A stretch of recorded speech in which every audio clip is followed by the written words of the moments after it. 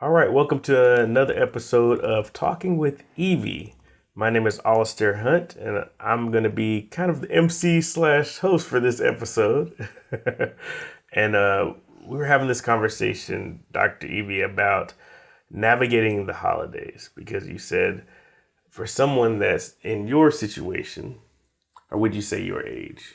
What would you? I would say my age. For somebody Yeah, who's your age, it's a little bit different yeah, navigating the holidays. So yeah. talk a little bit about that and the holidays and how it affects different people differently. Well, a lot of times during the holidays, you have they usually come over to Emma instead of Grandma and Nana. I'm Mima. So instead of coming, because I live here in Texas, my family is in Florida. So obviously they won't be coming to Mima. Right. So they would like for me to come there. And it's not that I don't want to come there, and it's not even about the money, but sometimes you just want to have your own space and probably do your own thing. Right. And maybe a lot of times your children or your family, they may want to do something different because holidays don't look the same now as they did a long time ago. You Absolutely. had big family gatherings and a lot of different things you did. But oftentimes now, sometimes families just want just intimate times with just their own families, the husband, the wife, the babies, or whatever. And maybe you don't feel like doing those things. And so instead of doing that or just going along with them because you're afraid or you don't want to rock the boat, Right. then you kind of go along with them, but that's not really what you want to do. So at one time, I guess myself and a lot of other seniors, I find this they're in this boat that they really don't want to do what their children want them to do, but they're afraid because they don't want any problems or they don't want any friction. So they just kind of go along, and then sometimes inside you kind of feel in a certain type of way. So I guess you have to learn how to navigate in this. I hate the word new normal, but it Right. is kind of a new normal Right. where you're just getting to know yourself Right. and what it is you want. Because some people might, again, be divorced. Some people might have had the death of a spouse, or some people are just, they're kind of have an empty nest now, and they're trying to learn out who they are and what it is they really want out of what they want out of life. So the holidays, maybe you just want to spend that time not alone, but just kind of discovering what it is to do some of the things you want to do. You know what I'm saying to you? Absolutely. And then So, there's the other side too. Maybe it is that you have family that you're disconnected for whatever reason. Maybe you had a falling out.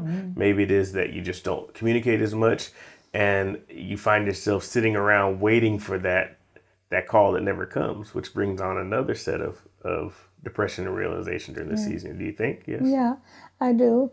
I hear so much about the mental health. Uh, I hear so much about just going along to get along. And you get to the point when you get my age, you don't want to go along to get along. You just want to do what it is you want to do.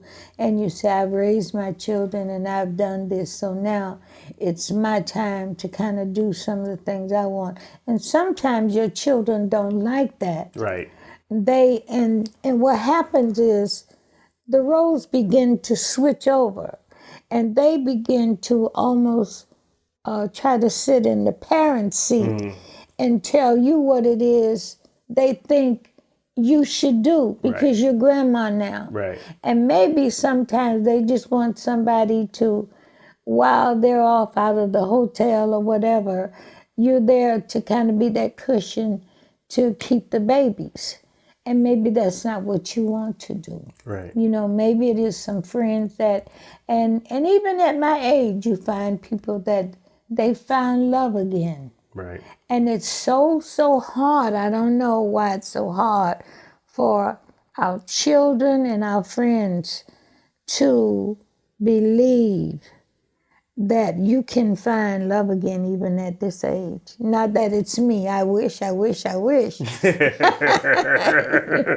still got plenty of time, right? Yeah, But a lot of times, that might be the case. Right. And again, well-meaning family members and children, they want to protect you. Absolutely. You know what I'm saying to you? Well, so they also want to keep stuff the same. Like, yeah. Their memories are attached to you being a certain way. Yes. And you being a different way ends up, instead of them creating new memories, they want everything to stay exactly the same. They want you to stay the same. They want, they got so many other variables in their life that you have to be the one consistent thing for them. And that's not really your job, right? Yeah, it's not all right. I'm no longer their gatekeeper. Right. And nor are they mine. And so sometimes it feels so good to me to be able to do my own thing. Absolutely. And then I joke a lot. I tell my friend, I said, you better enjoy yourself now at this time in your 60s or 70s, because after a while they're going to be coming after your car keys, and you're not going to be able to drive anywhere. You're going to have an Uber, sit there and wait for somebody. And so while you still have these wonderful years, and I would like for my audience to know this, my gals in their 60s and 70s. This is such a beautiful time, and it's almost like a metamorphosis where you're just developing into this person that you see that you can do some things for yourself and by yourself. And it's not that you don't need your children or your family, but it's such a wonderful thing to know that you can run a business, you can figure out your taxes, you can even solo travel now by yourself. That is such a wonderful thing. One of my girlfriends and I, we've gone to Aruba and some of the Caribbean islands by ourselves. We were big girls. So that is such a wonderful thing to know that you can do these things. And I hear so often we let the people in fashions, we let the political people tell us how to live our lives, how to navigate. I hear this thing, there's a big thing now, there's so much loneliness with senior citizens. Well, if you listen to the media, there's so much loneliness with everybody. Yeah. You talk about, I have never heard in all of my days, people a long time ago didn't talk about anxiety. Right. And these are young people that are talking about, I hear them say, my anxiety. Well, I don't want that. I'm not claiming that's not my anxiety. If that's what you want, then that's on you. Right. But that does not have to be your deal, that you're lonely during the holidays. Every day that we get up, you have a choice. Now, every day is not ha, ha, ha, and la, la, la. Let's face it. That's not what I'm trying to sell here. What I'm trying to sell is, or what I'm trying to say is, you have a choice in the matter of your life and what you want. You make the decision. Okay, things may not be the way you want to, or they may not be going the way you want, but you make a choice. And is that not a wonderful thing that at this time you don't have little babies when they were small? You had to be responsible for those babies. But now your babies, they have their babies and they have their life. And now God has given you some time for you to have your life. And that's what I'm selling. Not only just to go back to school, to open up a business, but to be not just happy. Happiness depends on situation. But as you read the Bible, it says, the joy of the Lord is my strength. Every day that you get up Every day you hear these songs, Mary J. Blige, Hello Gorgeous, Good Morning Gorgeous, all these kind of things like that. That's good. But inside, when you know that you know that you know that God is going to make a way for you. He is going to make a way for you no matter what happens. He is going to open doors that needs to be opened and those that need to be closed. He will close those. But you have to have the mindset that you want these things. I love, there's a song by Celine Dion, That's the Way It Is. When she says, don't give up on your faith. Love comes to those who believe. Right. So, I'm saying every day, if you do something in your life, even if you're afraid, do it afraid. At least you're doing something. At least you're doing something. At least you're doing something. You're making a move. And there's a certain freedom to it because whenever you're younger, you have goals you need to be able to achieve. You want to be able to have this type of family, this type of house, this type of car. And now that you've either achieved some of those things or you have the ability to achieve them, there's a little bit of a freedom because you don't have those constraints of what people expect of you to achieve in life. And you can now do stuff without a care, right? Right, that's true, And it feels so good. Sometimes it's scary, but it feels good. It feels good that, again, I've talked to some friends that they're actually afraid of their children.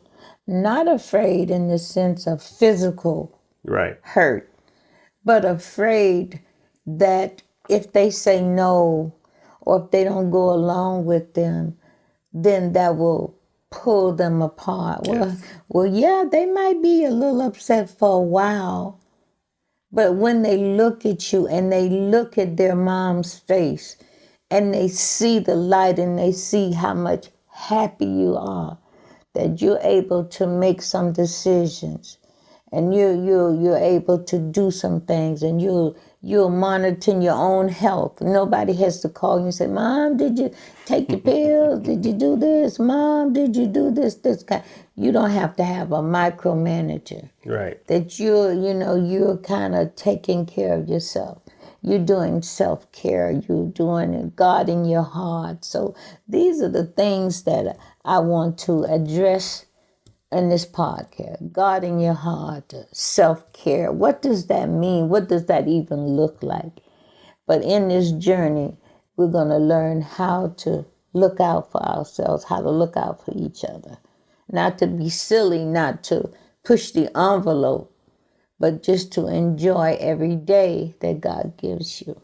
Now, somebody's listening to this podcast, you know how it is whenever a speaker is speaking, you're like, they're talking directly to me, right? I am talking to you. You or right the preacher there. said That's talking right. and you're like, they're talking. How did they know? Did they open up my diary and see what's going on? I am talking to you. So with that person who's saying, she's talking directly to me, what is a next step or a first step that they could take to be able to start to change their situation? First of all, fear. Because the minute you start thinking about doing something different, even if it's saving, even if it's to say, well, maybe I might go on a cruise and I might go by myself, fear. And you hear all of these little things in the back of your mind, what could happen. A lot of things could happen. You can go to the grocery store and things can happen. Right. But you just have to just do it. Just do it. I've been there where I've had, you don't know how long it was that I thought about this podcast and I thought about going back to school. The first time I decided to really go back and get a master's degree, I was standing in line when I graduated from Florida International. And I looked over on the other line and I saw them with this hood on the back of their robe. And I asked somebody, I said, what is that hood? They says, oh, that means that they have a master's degree. And inside I said, ooh, I want one of them. And so when I researched and one of them, you had to write a dissertation and then that fear came on. But then the passion And my wanting that overrode that fear. Yes. So you have to get to that point, and it's not easy. Right. It's not easy. And then you have to take action, right? You have to take You can have action. all the passion in the world, right. but if you don't take that first step, so what does that first step look like for somebody to that's sitting there and saying, okay, so I hear what you're saying. What's that first step? That first step is say, come what may, I'm going to do this. Okay. I don't know I don't know how I'm going to do it. I don't even know where the money's going to come from. Right. I don't have a dime. I don't have 2 quarters to rub together. Right. But God, I'm going to do it. And so often we put it on God. We say, God, if you want me to do this, then no. No, God is waiting for you. Move. He wants you to move. Then he'll do it. So don't you stop putting that on God now. Come on, sister, you're listening to me. Come on and just do it. You know you want to do it. So, and I would just like to hear some responses. I'd like for somebody to get back to me and say, I was scared to death, but I did it. Love it. Yeah. Yeah, that's awesome. And that's important because the feedback that you get from this show very much will tell where the topics go. Yes. If there's some people that are going through some things, I encourage you to reach out to Dr. Evie because she loves hearing from her listeners, but also it allows her to be able to create the content that you guys, want to hear. Yeah, what do you want to hear? What do you want me to talk about? I'm going to embark in next year, God willing, in February. I'm going to Puerto Rico for a week by myself, solo. I'm going by myself. Right. And you just got back from Jerusalem. Yes, I went to Israel, 3rd doctorate degree. It's not like you're sitting still, right? I'm not sitting still. So it's to be encouraged by you is the other point of this podcast. I know you can't say it because I have to edify you. It's hard for you to edify yourself, but to be encouraged by what it is that you're doing, the fact that you're in action. This is not just talk. This is something that you're actually living out. And now it's so amazing that you want to be able to give back to the listeners. And you'd be surprised. I know you're talking to the ladies, but there might be some guys that are listening too that might be inspired to get into action as well on that side. I know I'm definitely inspired. With that being said, do you have any final comments and thoughts as we go into the holidays for these people who it is that are going into the holidays? Maybe this is the first holiday that they're without their significant other, or maybe this is the first holiday where it is that they're not able to be around family. They just relocated. They just moved. Do you have any final comments for those? Embrace who God has put in your life. Many of you have got new churches. Yeah. So you have a new church family. You might have met some great people on your job, great neighbors. So embrace whom God has put in your life. And you know whether it's a right relationship or a good relationship. You already know that. So embrace those things. And even if you're by yourself, you thank God that as much as we complain about the United States, you're in a place that you can voice your opinion. You can say whatever it is, whether it's right or wrong. And just embrace that time. Just enjoy the time. Maybe God at this time just wanted to be you and him, or just you and your grandchild, or whatever. Each person have different circumstances. Enjoy that. Embrace that. And for all of the goals that you have, write them down. For some of you that do vision boards, do that. Yeah, do that. Find some hobbies or whatever, Although I do this podcast, I work. I work every day. And so it's strenuous and it's hard, but I enjoy it. And I've come across some amazing people.